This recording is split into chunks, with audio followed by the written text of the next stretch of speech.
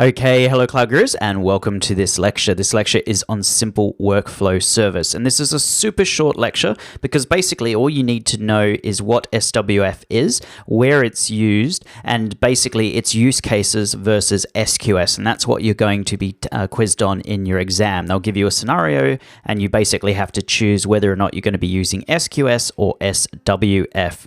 So what is SWF? SWF stands for Amazon Simple Workflow Service, and it's a web service that makes it easy to coordinate work across distributed application components. So it's a way of coordinating work across a whole bunch of different components within your application. And SWF enables applications for a wide range of use cases, including media processing, web application backends, business process workflows, analytic pipelines, and it's basically used to be designed as a coordination of tasks.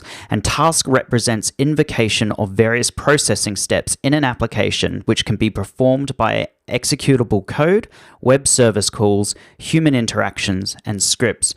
So what does that actually mean? Well, SWF is a way of coordinating both your applications as well as with human beings, as well as with manual processes. And where is this typically used? Well, Amazon actually use it themselves inside their warehouse. So when you go to Amazon.com and you order a book, that's going to be executed by code. And then you go and do your payment. Again, that's going to be a series of algorithms that go through and take the money from your credit card. However, when the actual order comes in, somebody in the warehouse has to go and find that order. They then have to walk it to a packing station, and then they basically apply an address label to it, put it in a box, and then post it off to you. And so this is a human interaction. So that's where the human element gets involved. And so SWF is a way of basically combining your digital environment along with manual tasks, along with human beings. So whenever you see SWF, just remember how Amazon use it themselves. They use it inside a warehouse. And that's not the only example of where you could use it, but that is definitely a most memorable way of remembering how SWF is used. So if you've got a scenario-based question where it's talking about, you've got a human element to it, and you need to choose a particular service, well, you're not going to be using SQS because humans can't really go and poll the SQS queue. I suppose you could do if you were like an EC2 instance, or you could get an EC2 instance to do it, but that doesn't really involve any human interaction. If it involves any kind of human interaction or any kind of manual process, then you're going to be using SWF. And that's all you really need to know about SWF for the exam. I've taken a couple of exams recently and I haven't seen it on there, but it has been on there quite heavily in the last 3 or 4 years.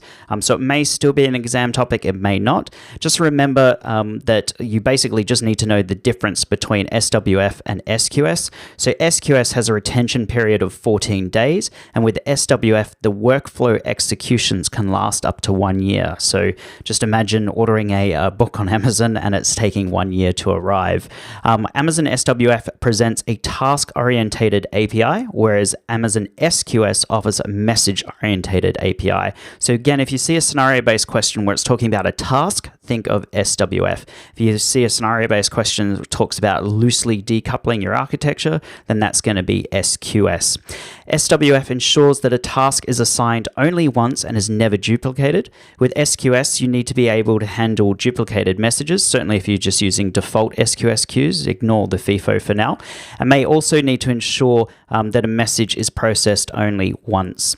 And then SWF keeps track of all the tasks and events in an application. And with SQS, you need to implement your own application level tracking, especially if your applications use multiple queues.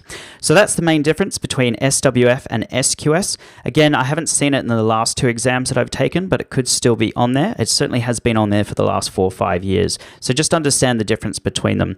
Also remember what SWF actors are. So essentially they're composed of 2 different things. We've got our workflow starters, and this is an application that can initiate or start a workflow. So maybe it's when you've ordered a book on Amazon.com. It could be your e-commerce website following the placement of an order, or a mobile app searching for bus times.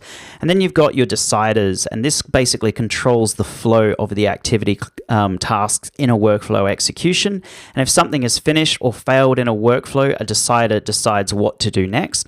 And then you have your activity workers, and these are basically the workers that go in and carry out the activity tasks. Again, like I said, this hasn't really come up in the last 2 exams that I've done, but historically you have had to know what SWF is. If you see anything mentioning workflow starters, deciders, or activity workers, again, think SWF. But if it's SQS, if it's about messaging, then you want SQS in the scenario-based questions. So that is it for this lecture, everyone. Like I said, very, very quick. You don't need any hands-on experience with it. You just need to understand the difference between SWF and SQS. In the next lecture, we're going to look at SNS, and we're going to just look at the overall theory. We set up SNS when we set up our billing alerts. So you have seen it in action before. And we are going to see it in action when we go and build our serverless website in the next section of the course. So if you've got the time, please join me in the next lecture. Thank you.